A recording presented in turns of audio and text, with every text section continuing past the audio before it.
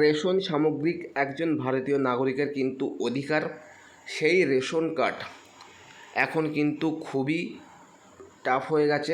তার কারণ আগে রেশন কার্ডের অ্যাপ্লিকেশান করলে 15 দিনের মধ্যে কিন্তু রেশন কার্ডের রেশন কার্ড জেনারেট হয়ে যেত এবং সেই রেশন কার্ড নিয়ে নিকটবর্তী যে ডিলার রেশন সামগ্রিক দেয় সেই ডিলারের কাছে জমা দিলে কিন্তু রেশন সামগ্রিক পেত সেই ব্যক্তি যার নামে নতুন রেশন কার্ড জেনারেট হয়েছে। কিন্তু এখন কিন্তু খুবই একটি বর্তমান বিরাট বড় একটি সমস্যা দেখা দিয়েছে। সেটি হচ্ছে যে আপনাদের রেশন কার্ড অ্যাপ্লিকেশান করেছেন, আপনার রিকমেন্ডেশনও পড়েছে, অ্যাপ্রুভ হয়ে গেছে, কিন্তু রেশন কার্ড ডিটেলসে যখন আপনারা ক্লিক করছেন তখন নো ডেটা ফাউন্ড দিচ্ছে। তো এটি কিসের জন্য দিচ্ছে আমি কিন্তু এই ভিডিওতে স্পষ্ট দেখাবো। তাছাড়াও কাস্টমার কেয়ারে, রেশন দপ্তরের যে কাস্টমার কেয়ার বা হেল্পলাইন সেন্টারে আমি ফোন করেছিলাম, তারা কি বললো আমি কিন্তু সেটাও আপনাদের অন রেকর্ডে শোনাবো। তো চলুন ভিডিওটি শুরু করা যাক। তো ভিডিওটি শুরু করার আগে আমার চ্যানেলে নতুন দর্শক হয়ে থাকলে প্লিজ চ্যানেলটা সাবস্ক্রাইব করবেন এবং পাশে থাকা বেল আইকনটি ক্লিক করে অল নোটিফিকেশনটি অন করে রাখবেন এরকম গুরুত্বপূর্ণ ভিডিও সবার আগে আপডেট পাওয়ার জন্য। চলুন ভিডিওটি শুরু করি। কোনো নবজাত শিশুর জন্মগ্রহণ করলে তার যে বার্থ সার্টিফিকেট দিয়ে কিন্তু আপনি রেশন যে ডিজিটাল রেশন কার্ড সেটি কিন্তু আপনারা অ্যাপ্লাই করতে পারেন। তার জন্য কিন্তু এই ওয়েবসাইটে ভিজিট করতে হবে। আমি এই ভিডিওর ডিসক্রিপশনের নিচে কিন্তু ওয়েবসাইটের লিঙ্কটি দিয়ে দেবো, আপনারা কিন্তু সেখান থেকে এই ভিডিওতে ভিজিট করবেন এবং আসার পরে কিন্তু নিচের দিকে স্ক্রল করে একটি অপশন আপনারা পেয়ে যাবেন, সেটি হচ্ছে apply for new ration card. তো এখানে কিন্তু আপনারা ক্লিক করলে আপনাদের নতুন একটি পেজে নিয়ে চলে আসবে এবং সেটি কিন্তু এরকম দেখতে। তো প্রথম যে কলমটি আছে সেটি হচ্ছে ফর নিউ অ্যাপ্লিক্যান্ট। যদি আপনার পরিবারে কোনো ব্যক্তির রেশন সামগ্রিকের জন্য নির্দিষ্ট রেশন কার্ড না থাকে তাহলে কিন্তু আপনারা নতুন ফ্যামিলি হিসেবে এটা আপনাদের সিলেক্ট করতে হবে। যদি থেকে থাকে আপনাদের বাড়ির নতুন শিশু জন্মগ্রহণ করেছেন তার রেশন কার্ড তৈরি করবেন, তার জন্য কিন্তু আপনারা ফর এক্সিস্টিং অ্যাপ্লিক্যান্ট এখানে কিন্তু আপনাদের ক্লিক করতে হবে। তো ক্লিক করার পরপরই কিন্তু আপনাদের সামনে নতুন একটি ইন্টারফেস নিয়ে চলে আসবে, যেটি কিন্তু দেখতে এমনটাই। এবং এখান থেকে আপনারা কী করবেন, সবার প্রথমে এই জায়গায় একটি মোবাইল নাম্বার দেবেন। কোন মোবাইল নাম্বার দেবেন? যে মোবাইল নাম্বার আপনাদের পরিবারের যে ধরেন 5 জন ব্যক্তি কিংবা 5 জন ব্যক্তির মধ্যে যে কোনো একজন ব্যক্তির রেশন কার্ডে একটি মোবাইল নাম্বার লিঙ্ক করা আছে, সেটাই কিন্তু রেজিস্টার মোবাইল নাম্বার। সেই মোবাইল নাম্বারটা এখানে কিন্তু ইনপুট করবেন এবং তারপরে ইনপুট করার পরে কিন্তু গেট ডিটেলসে ক্লিক করলে আপনাদের যে মোবাইল নাম্বারটি লিঙ্ক করা আছে রেশন দপ্তরের সঙ্গে, সেই মোবাইল নাম্বারে কিন্তু 4 সংখ্যার একটি ওটিপি যাবে। ওটিপিটা বসে কিন্তু আপনারা আপনাদের যে ড্যাশবোর্ড বা পরিবারের প্রত্যেক সদস্যের যে নাম যেখানে দেখা যায় তাকে ড্যাশবোর্ড বলা হয়, সেই ড্যাশবোর্ডে কিন্তু চলে আসবেন। তো চলুন দেখে নেওয়া যাক। ওয়ান স্ক্রিনে কিন্তু দেখতে পাচ্ছেন যে আমি স্ট্যাটাসটা শো করিয়েছি কিন্তু আজ 22 তারিখ, অর্থাৎ আপনারা কিন্তু বুঝতেই পারছেন আজকেই কিন্তু আমি শো করিয়েছি 22 তারিখের অ্যাপয়েন্টমেন্ট। যে স্ট্যাটাসটা কিন্তু 22/6/2024 বেলা 1:22:42।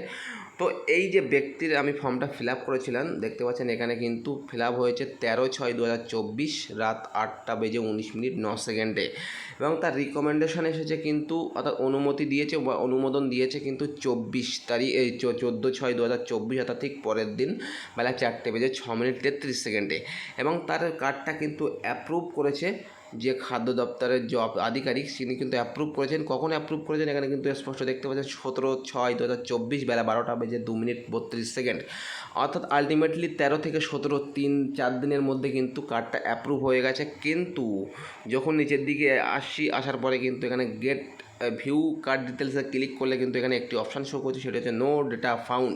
এটি নিয়ে কিন্তু আপনারা খুবই চিন্তিত আছেন যে এরকম কেন দেখাচ্ছে। তো এখানে আপনারা একটু ভালো করে ফলো করলে কিন্তু আপনারা দেখতে পাবেন এখানে কি বলা হয়েছে।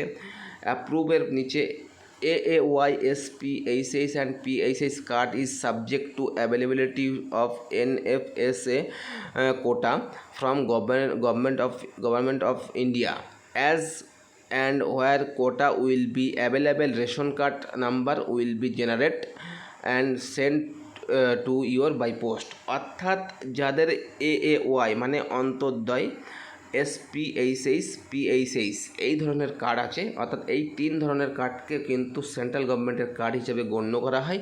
অর্থাৎ এটি 3টে কিন্তু সেন্ট্রাল গভর্নমেন্টের কার্ড। আর যাদের RK SY1 বা 2 আছে তাদের কিন্তু রাজ্য সরকারের কার্ড, এটি কিন্তু মাথায় রাখবেন।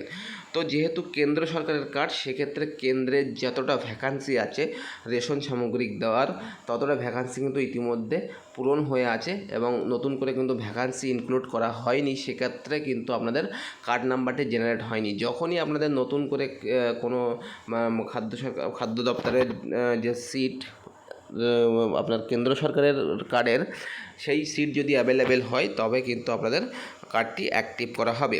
এবার চলুন দেখে নেওয়া যাক যে কাস্টমার কেয়ারে ফোন করে তারা কি বললেন। ম্যাডাম, আমি আমার বাচ্চার 13/6/2024 নতুন রেশন কার্ডের জন্য অ্যাপ্লাই করেছিলাম। রিকমেন্ডেশন করেছে 14/6/2024 এবং অ্যাপ্রুভ হয়েছে 17/6/2024। কিন্তু আগে যেমন অ্যাপ্রুভ হওয়ার সঙ্গে সঙ্গে কার্ড নাম্বার শো করতো, আমি যে কার্ড ডিটেলসটা দিলাম তখন এটা ফাউন্ড দেখাচ্ছে। স্যার আপনার কোন ক্যাটাগরি কার্ড আছে ফ্যামিলিতে? SPEED কার্ডের কোটা নেই স্যার, ওর জন্য নোট এটা ফাউন্ড দেখাচ্ছে। আচ্ছা আচ্ছা আচ্ছা। মানে রাজ্য সরকারের যে কার্ডগুলো RKSY1 RKSY2 এইগুলো যদি হয় তাহলে সঙ্গে সঙ্গে দেখাবে, আর যদি সেন্ট্রালের হয় এগুলো হলে মানে যখন স্পেস খালি হবে তখনই কার্ড নাম্বার শো করবে, তাই তো ম্যাম? হ্যাঁ স্যার, একদম একদম ওখানে লেখা আছে দেখবেন। আচ্ছা, ওখানে লেখা দিয়ে দিচ্ছে, অ্যাপ্রুভের ওখানে লেখা দিয়ে দিচ্ছে অলরেডি। ম্যাডাম আরেকটা ইনফরমেশন জানার ছিল, কতদিনের মতো হতে পারে সম্ভাবনা কি বলতে পারবেন? স্যার নোটিশ আপাতত কোনো কিছু আসেনি, এলে আমি আপনাকে বলে দিতাম।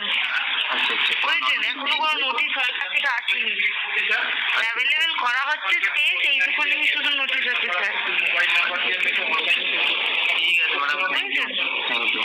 তাহলে কাস্টমার কেয়ারের কল রেকর্ড শুনে আপনারা বুঝতেই পাচ্ছেন যে এখন কিন্তু যাদের কেন্দ্র সরকারের কার্ড তাদের কিন্তু কোনো কোটা নেই বা কোনো ভ্যাকান্সি খালি নেই বা সিট খালি নেই রেশন কার্ড জেনারেট করার মতো।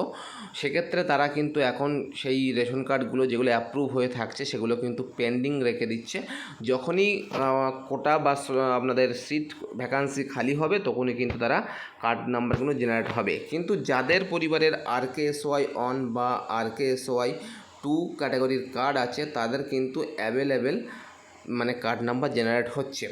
তো আপনাদের কোনো ঘাবড়ানোর প্রয়োজন নেই। আপনাদের নিশ্চয়ই কিন্তু যখন কেন্দ্র সরকারের ভ্যাকান্সি বা সিট যাই বলুন না কেন আপনাদের, বা কোটা যাই বলুন, আপনাদের যখন অ্যাভেলেবেল হবে তখন কিন্তু আপনার শিশুর যে কার্ড নাম্বার কিন্তু জেনারেট হয়ে যাবে। আবারও কিন্তু একই সিস্টেমে আসবেন, আসার পরে কিন্তু আবারও যখন এই যে গেট ভিউ কার্ড ডিটেলসে ক্লিক করবেন তখনই কিন্তু নিচের দিকে আপনাদের কিন্তু টোটাল ডেটাবেস শো করবে। কার্ড নাম্বার, শিশুর নাম, তার পরিবারের নাম, তার জন্ম তারিখ, তার ছেলে না মেয়ে সব কিছু কিন্তু শো করবে। এবং ডান সাইডে কিন্তু এই কোণার দিকে আপনাদের কিন্তু ডাউনলোড ERC বলে লেখা থাকবে। আপনারা কিন্তু সেখানে ডাউনলোড করে নিকটবর্তী যে FSC যে রেশন সামগ্রিক দেয় আর কি, তাকে FSC বলা হয়, সেই FSCর কাছে দিলে কিন্তু তারা আপনার শিশুর রেশন সামগ্রিক দেবে।